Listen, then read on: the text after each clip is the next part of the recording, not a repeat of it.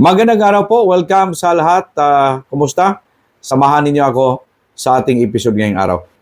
Pag-usapan natin mga kababayan, itong plano ngayon ni Senador Marcolita. Balak niya maghain ng isang resolusyon para maipabalik ang dating Pangulong Duterte dito sa ating bansa. Napakainit na naman ito na usapin mga kababayan, itong plano. Dahil po sa ilang mga araw, nawala na in limbo itong usaping paano maipabalik natin ang ating dating Pangulong Digong, Tatay Digong, ika nga, dito sa ating bansa na mukhang unti-unting natabunan po ng mga issues tungkol dito sa impeachment. Wala na nag-isip tungkol sa issue kay dating Pangulong Duterte. Ano po? Ngayon, after sa mainit na issue dito sa impeachment, naisipan ngayon mga kababayan ng ating butihing senador, na siguro this time kailangan ng pag-usapan mga kaibigan kung paano gawin ng ating gobyerno.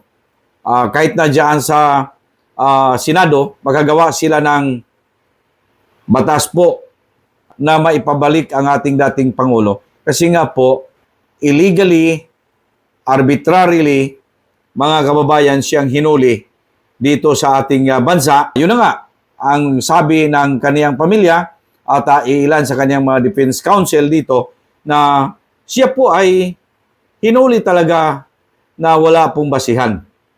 Ano po? Hinuli siya ng walang basihan. Ito naisipan ni Senator Marcolita na para legal po at ang aksyon ay galing po sa ating representante, na pinili po ng taong bayan. Nakikita nilang illegally, wala silang basihan kung bakit hinuli at napadala nila doon sa dahig, considering na wala ngang batas na basihan eh. Now, medyo natulog na ang issue, natabunan nga nitong impeachment mga kababayan, natapos na ang impeachment.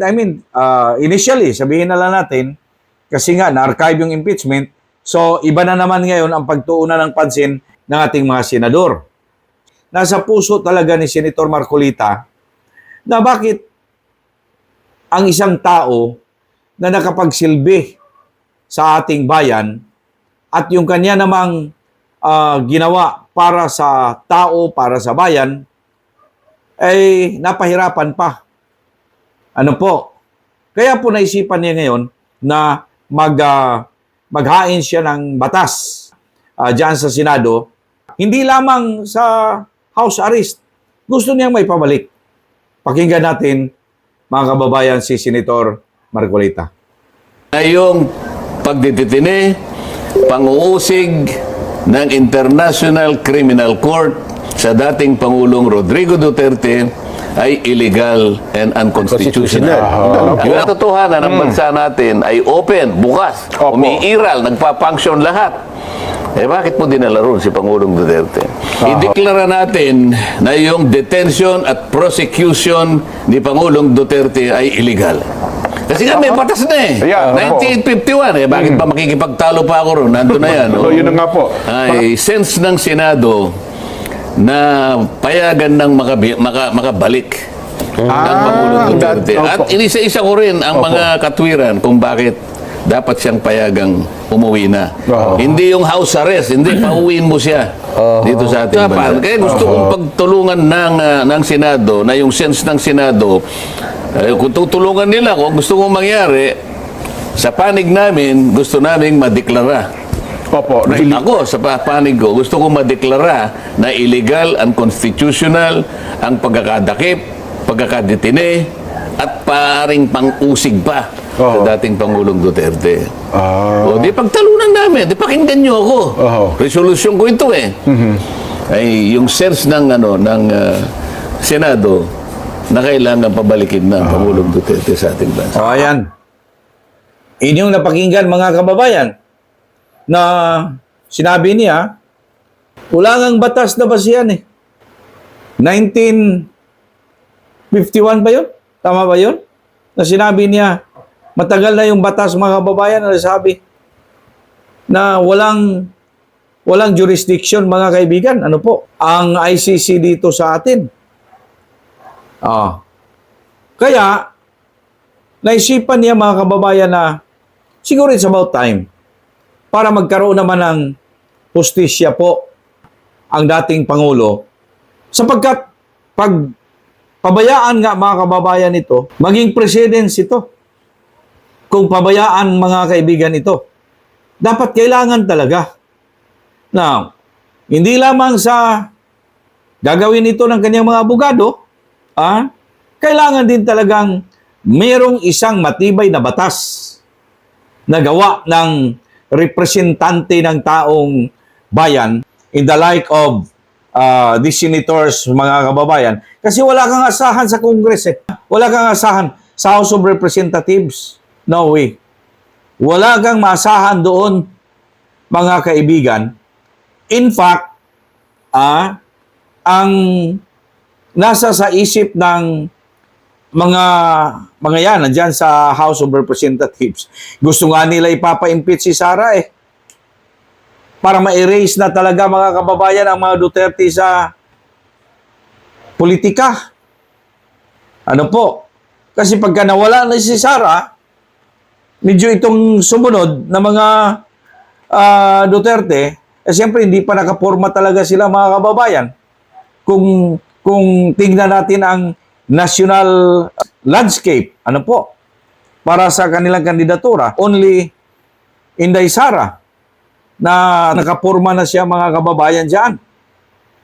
So, wala kang aasahan sa House of Representatives na itong karapatan ng isang Pilipino, the like of former President Duterte, kailangan naman maprotektahan natin dito. Mantakin mo, imbis na protektahan mga kababayan dito, hindi naisip ng ating mga congressman. Masaya pa nga sila nung naalis na, ano? Masaya nga sila nung napaalis na at naipadala na mga kababayan doon sa dahig. Hindi man lang sila nag-isip ng yung tao na yun may karapatan na nalabag dito sa ating bansa. Nitong mga taong umako po na sila ang responsable, sila doon sa kanila nanggaling yung pong power. Ano po? So, saan ka ba saan tayo lilinon? Ibig sabihin, saan tayo sasandig po? Kung ang Kongreso, I am referring dito sa mga kongresista natin sa House of Representatives, wala man lamang aksyon tungkol dito na maliwanag at maliwanag pa sa sikat ng araw mga kababayan na nalabag ang karapatang pangtao ng ating dating Pangulo. Wala man lang aksyon sila. Di ba? Mas matindi ito. Kasi po, ang karapatan ng isang tao dito ang linabag na dapat sana tayo, ang ating gobyerno, sila mismo, nandiyan mga kababayan sa mataas na kapangyarihan. Dapat kumilo sila. Nakita natin sino yung mga taong umako na sila ang nagbigay ng order. Ano po? May narinig ba natin na sinabing hindi pwede yan? Yung violation yan, ang karapatang pangtao ang ginawa ninyo? Kailangan kayong imbestigahan? May narinig ba tayo coming from House of Representatives? Wala po. Kaya nga tayo nagtaka, bakit ganito kahimbing? Ano po? Mahimbing talaga sila. Kung natutulog pa, nakatulog ng mahimbing sila. Wala silang isip, Wala silang aksyon, mga kaibigan, mga kababayan. Wala silang aksyon sa nangyari sa ating dating Pangulo. Ay ngayon, eto, kaya nga po, siguro, ang karamihan ngayon na Pilipino, na alam naman natin mga kababayan, na itong mga Pilipinong naghintay at nanawagan na sana po magkaroon man lang ng patas na laban. Huwag dalhin doon sa ibang bansa. Wala ngang kaso dito sa atin, dilala mo pa sa ibang bansa. Kaya nga sabi ni Marcolita, wala na nga basihan yung sinight nila mga kababayan na mga provision sa Rome Statutes, hindi nga mag-apply dito sa atin. Kasi maliwanag yun na yung rules o batas nila doon, kailangan meron siyang kaso dito para magkaroon, mga kababayan, ng jurisdiction sila doon if ang ating hustisya ay hindi na dito makapagpasya. O walang mahanap na hustisya dito. Kaso, hindi man lang sinampahan ng kahit isang kaso dito sa ating bansa. At hinuli nila, kaya nga hindi maintindihan. Yung mga maraming nagsasabi, mga kababayan, na sila talaga naniwala na ang karapatang pangtao ng ating dating Pangulo ay nalabag. At itong mga lumabag sa karapatang pangtao, yun na nga tayo nagtanong sa Congress. Ang nangyari sa inyo? Wala man lang kayong naisip at hindi man lang ninyo na pagbigyan ng kaukulang pansin na para maimbestigahan ito. Bakit? Ang problema. Anong nangyari? Ngayon, ito si Senator Marcolita. Naniniwala siya, mga kababayan, na itong ihahain niya na resolusyon diyan sa Senado ay sasamahan siya ng mayorya ng mga kasamahang senador. Kasi po, sabi niya, wala ngang batas na pinagbabasihan. Ano po? Kailangan talaga, mga kababayan, may isang galing sa ating gobyerno mismo ang titindig na kung pwede pa lang i-denounce nga Di ba? Talagang titindig, tatayo na yung ginawa ng mga umaristo dito, yung mga taong nagbigay ng order, dapat isama na silang imbestigahan.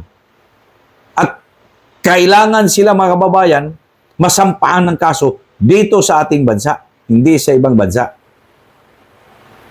Ano po? For your comments, just write down below. Huwag kalimutan mag-subscribe sa ating channel, Broadcasters Viewpoint. At huwag naman kalimutan din mag-share and like kung nagustuhan ninyo. Also, don't forget to click the notification button para lagi po kayong updated.